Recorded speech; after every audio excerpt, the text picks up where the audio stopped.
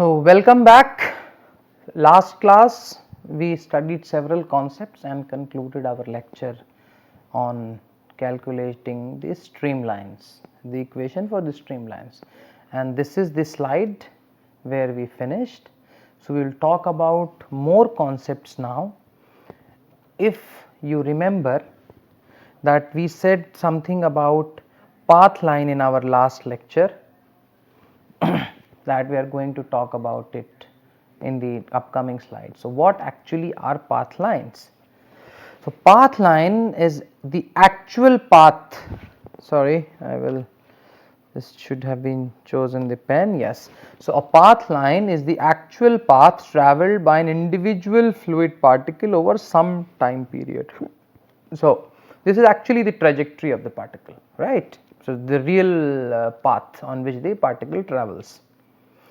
So, path lines are the easiest of the flow patterns to understand, okay, and a path line is a Lagrangian concept. In that we simply follow the path of the individual fluid particle as it moves around in the flow field. So, what we are doing, path line can also be said as a Lagrangian concept, because what we do is we simply follow the path of an individual particle as it moves around in the flow field. Okay. So, for example, we see there is a fluid particle at t, that is t start, or we can also say t is equal to 0 for example, and the particle is moving like this. Okay. So, this is the path line,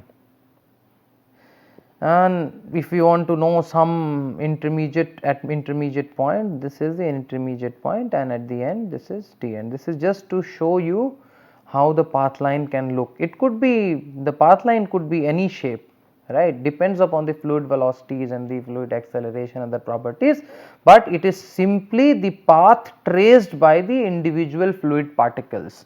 So, what we are doing here, we are simply following that particle as it moves along the fluid, therefore, it is a Lagrangian concept. Okay. So, a path line is the same as fluid particles material position vector, x particle, y particle and z particle t traced out over a some infinite time interval. So, we integrate and we can obtain that. Okay. Moving to the next concept, streak lines. So, what are streak lines? So, a streak line is the locus of the fluid particles that have passed sequentially through a prescribed point in flow.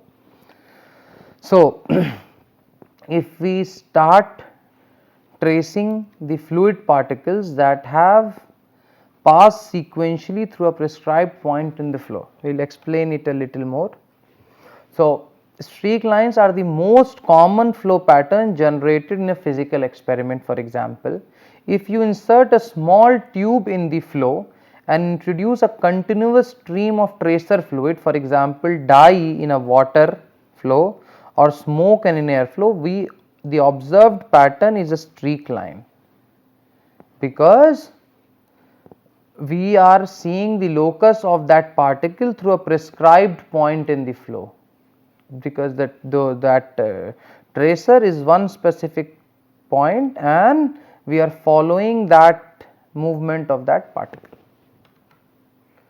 For example, this, if you inject a dye in case of water or smoke in case of an airflow, and there is an object here, and this is the particle in which we have injected the fluid particles, this one. So, it moves, this one, and this, if we observe this, the locus or the path traced by this particle is called the streak lines. You can always go to the YouTube and see one of these streak lines, and yeah, this figure shows the streak line formed by connecting all circles into a smooth curve. Okay. All right. Now, there is something called a stagnation point. So this is a very interesting point. So a point of interest in the study of kinematics of fluid is the occurrence of the points where the fluid flow stops. So as the name suggests, stagnation means something is stagnant or stopped. So those points are of very much importance. So one of the stagnation point could also be the plate, for example, because there also the fluid flow stops, right? So when a stationary body is immersed in a fluid, the fluid is brought to stop at the nodes of the body. Such a point where the fluid flow is brought to the rest is known as stagnation point. My one question to you is, what physical phenomenon helps or is related to the occurrence of the stagnation point? Suppose there is a solid object which is kept fixed in the fluid flow. When the fluid touches this body, that point is called stagnation point. Why? Because last lecture we read about a concept that was called no slip condition. Because of the no slip condition, the adjacent fluid particle, the velocity will also be 0 because of no slip condition. So this is the stagnation point. In this example, in this figure 4, there is a wall here, okay, and when there is the air flow or the fluid flow, whatever you want to call it, is there. When it encounters the wall, the velocity here actually is 0, right? The flow is stopping or diverting. So in this direction there is no flow, and this is called the stagnation point.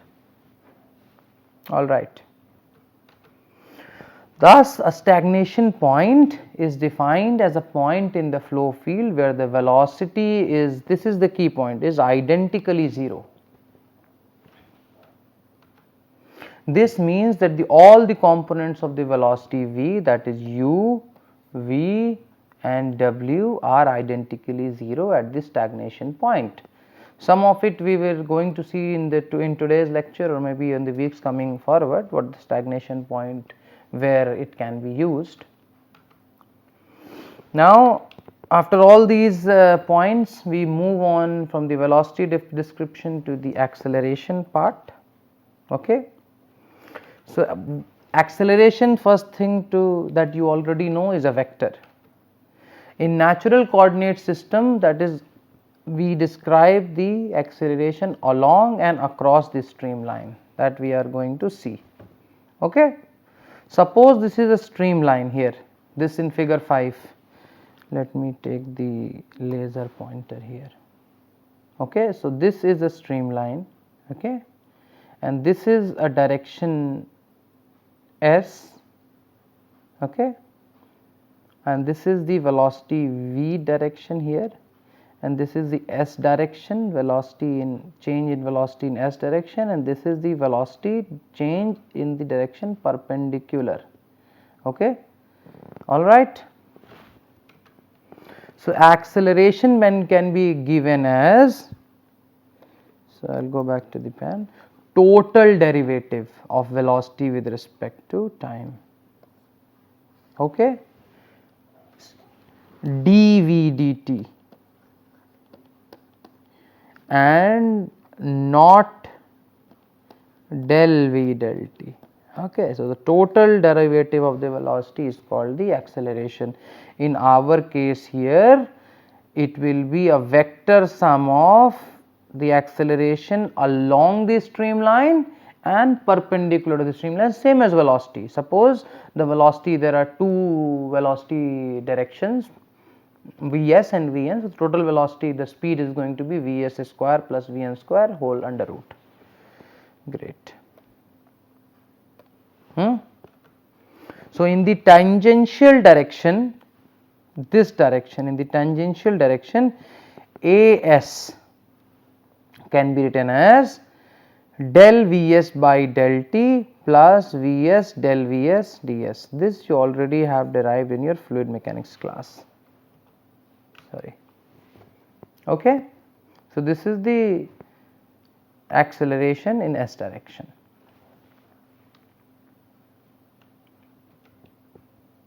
all right. And in the normal direction, it's nothing that it's del Vn by del t plus Vs square by r. Vn and Vs are velocities in s and n direction. Okay. All right. Here this r is the radius of curvature of the streamline at that point. This we will solve some problems maybe in the upcoming lectures. Vs is the tangential component of the velocity v, this we already talked, and Vn is the normal component of the velocity generated due to change in direction. So normal Vn, the velocity component that is normal. The term del Vs by del t and del Vn by del t, this one and this one are called local accelerations. Okay, and Vs del Vs by del s is the tangential convective acceleration, and Vs square by r is the normal convective acceleration. Okay, so this is quite some information to note. So now what I am going to do, highlight the most important one. Okay, so let's go to the previous slide. So this is an important equation. So it's a combination of As is a combination of local acceleration plus convective acceleration. Okay, in the normal direction also it's a sum of local acceleration plus the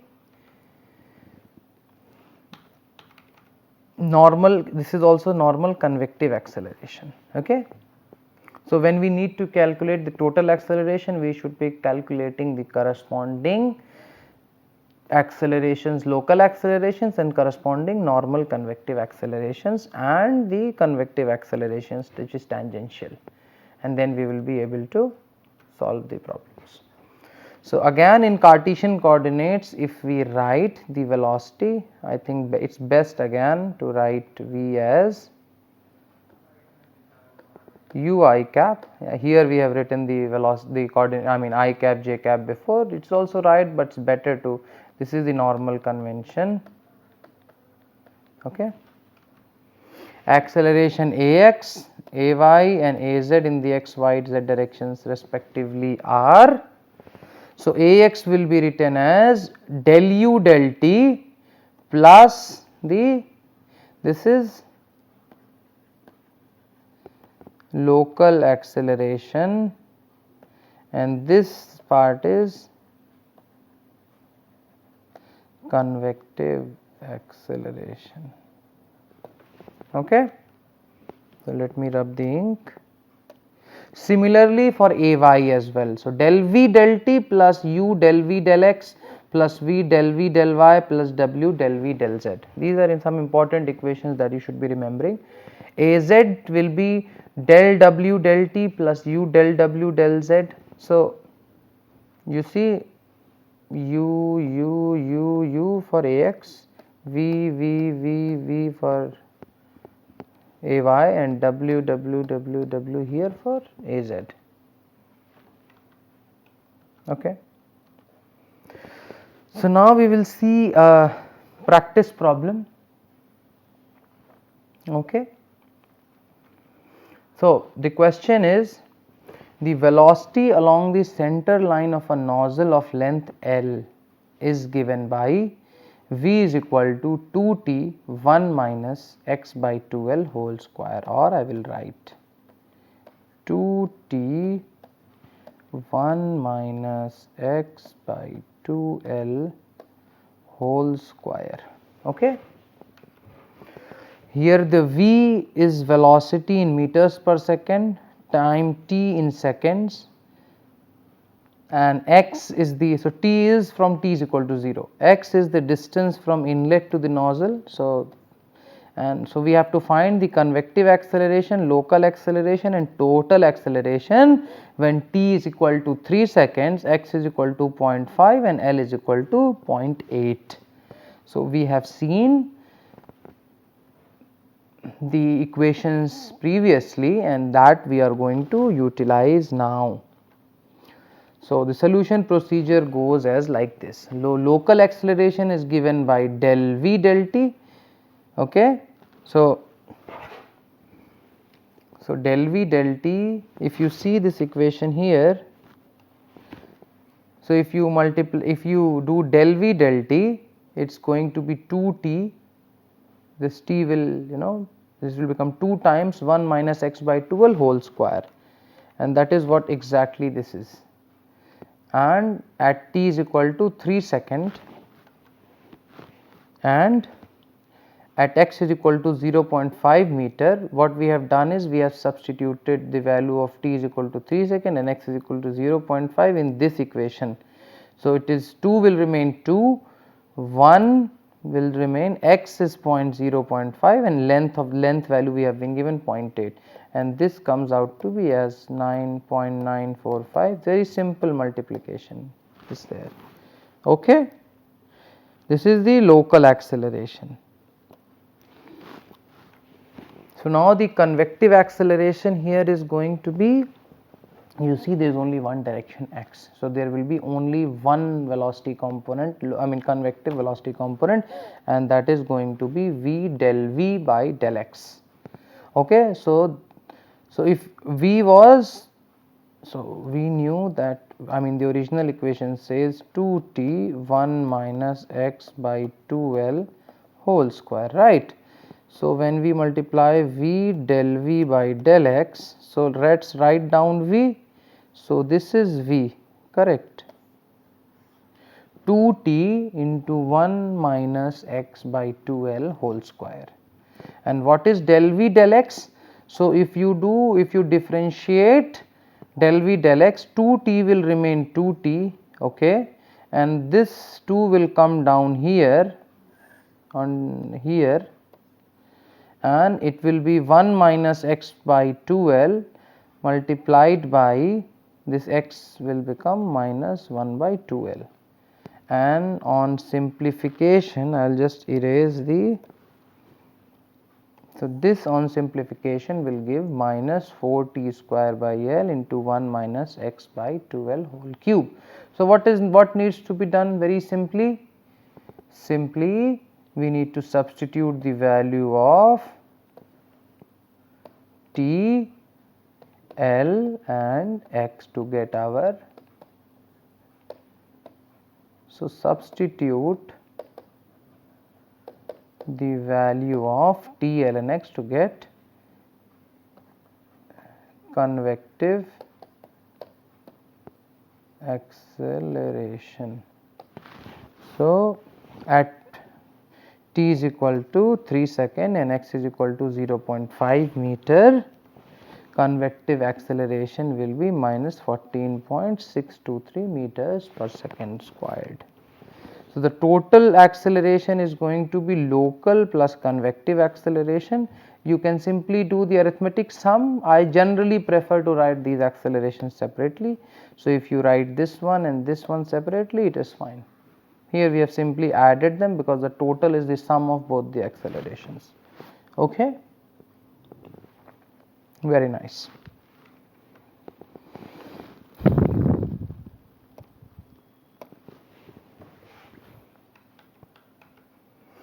So, going to another concept, that is continuity equation.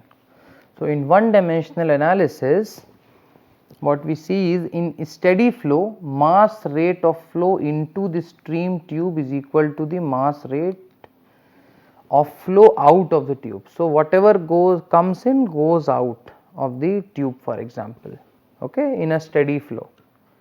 So, in one dimensional, the continuity equation says rho 1 A1 V1 is equal to rho 2 A2 V2. This is the continuity equation. For incompressible fluid under steady flow. So, steady flow we know that not a function of time, but what is incompressible fluid? Density remains constant. Okay, so if the density doesn't changes, so rho 1 will be equal to rho 2. Okay.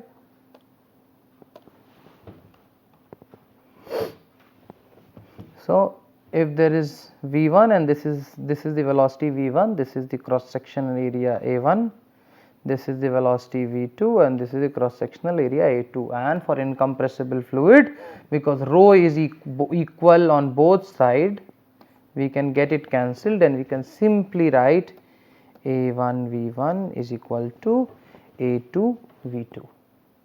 So this is the continuity equation in one dimension.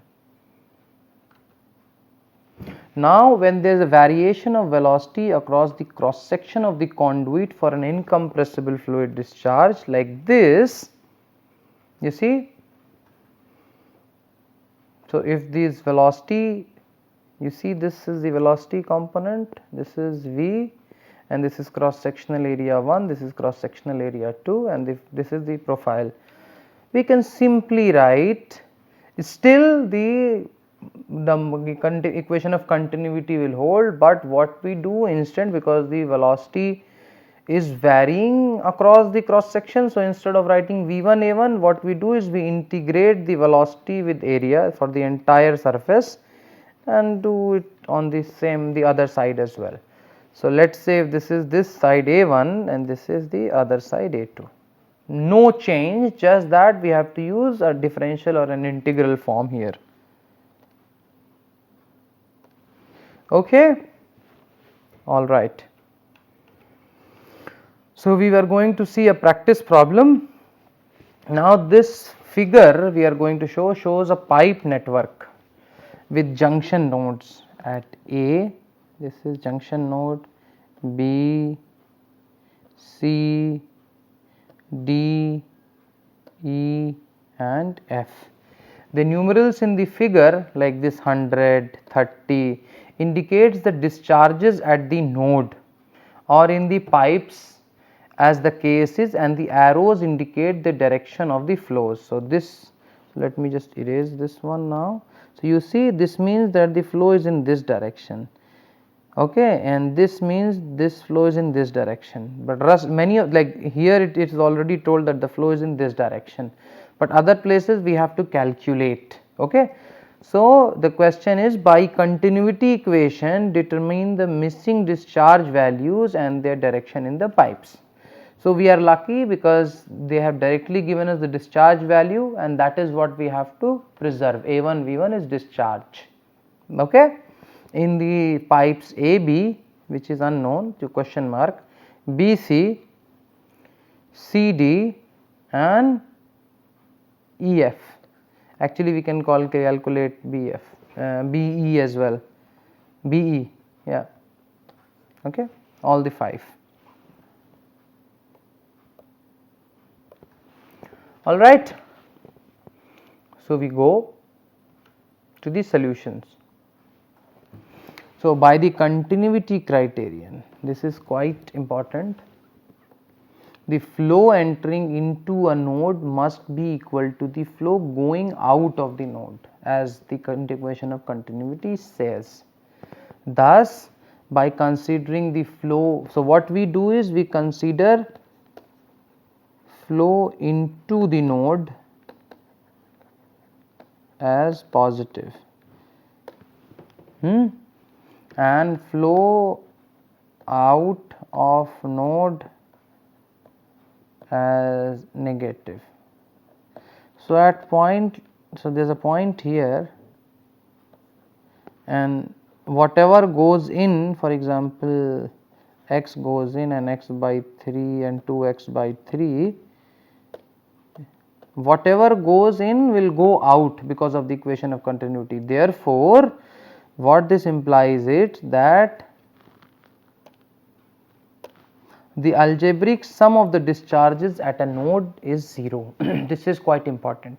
So this is the fundamental that we calculate. Thus at node A, so let's go back and see. If we assume this is we call QAB. Okay. So 100 is coming in and 70 is going out, and QAB is also going out. Okay. If we consider this node here, okay, let me just erase this, sorry, this node A. So 70 was here and we assume QAB here. So this will be 0. So this is reflected by the equation here, 100 minus 70 minus QAB is equal to 0. So what we get simply using this equation, QAB is 30 and is from A to B. Okay, very simple. So first now we go to node D. This is node D. So if we calculate, if we see, so 50 is also coming in this direction, 70 is also coming into this direction, and there should be something here that is called QDC, I think. Okay. So 70 plus 50 minus QDC is equal to 0, therefore we get QDC is equal to 120 and it is from D to C. Similarly, at node C, you go to node C, let me erase this, this is node C, this we have already calculated, right, this was in this direction 120, this we already know, and this for example we need to calculate QCB or QBC, whatever it is there. So this is known and this is unknown, right. So this is 120 going in, 80 was going out and QCB was also going out, therefore we get QCB is equal to 40 and it is from C to B. Okay. Now going to the node B.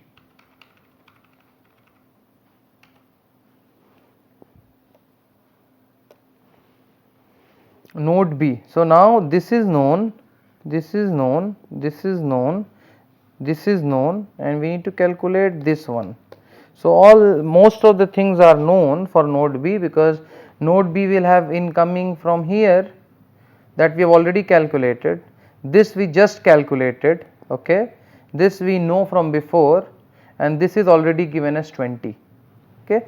So for node B, 30 plus 40 minus 30 minus QB minus 20, and this is going to give QBE as 20, but direction is from B to E. Okay, let me just erase all the ink. And finally at node E, if we go back again to node E, right, this is we know, this is we know, now this is also we know from our last calculation. This is the one that we need to calculate now. So only one unknown is there.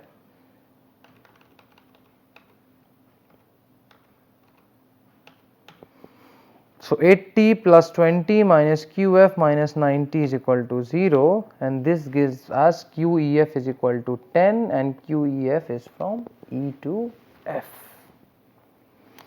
Alright. So at node F we need to calculate our final quantity QF. Then see, that is simply discharge out of node F. Okay. So we know this, 10 was coming here, so 20 plus 10, and that will be simply 30. So simple application of continuity equation, that comes 30. Now the final distribution of the discharges are in as follows. I will just take you 100 goes in, 30 is distributed, 100 goes in here, 30 distributed here, 70 comes here. Now 50 plus 70, the 120 will go here. And at node C, 80 is going in this direction, 40 is going in this direction. At node B, 30 which is coming here will go there, 40 that is coming here is distributed 20 this side, 20 this side. Okay. At node E, 80 is coming in this direction and 10 is going in this direction, however, we are also getting 20 from this direction, therefore, resulting will be 90. So, at node F, what is happening is we get 20 from this side, 10 from this side, and this total 30 is going from this side. So, every place the equation of continuity is satisfied. So, this is one of the simplest most problem that you can see about the equation of continuity. Normally, this could also happen in place of the velocities, only the velocity can give, and the areas of these pipes could be different, but the procedure will remain the same. You have to calculate A1 V1, A2 V2 and so on, and equate the discharges as we did here in this simplest example. So, this is for today. I am going to see you again in the next class. Thank you so much.